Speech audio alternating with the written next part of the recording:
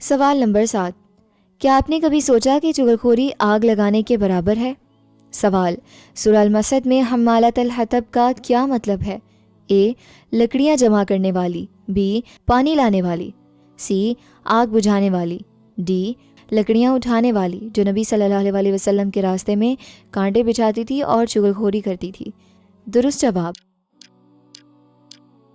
D, لکڑیاں اٹھانے والی جو نبی صلی اللہ علیہ وسلم کے راستے میں کانٹے بچھاتی تھی اور چغلخوری کرتی تھی۔ حمالۃ الحطب کا لفظی مطلب ہے لکڑیاں ڈھونے والی، لیکن اس کے دو معنی ہیں۔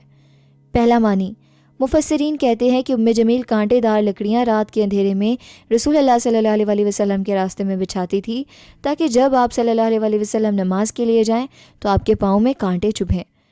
دوسرا معنی، یہ چغلخوری کا استعارہ ہے، جس سے لکڑیاں آگ کو بھڑکاتی ہیں، ویسے ہی چغلخور لوگوں کے درمیان نفرت کی آگ بھڑکاتے ہیں۔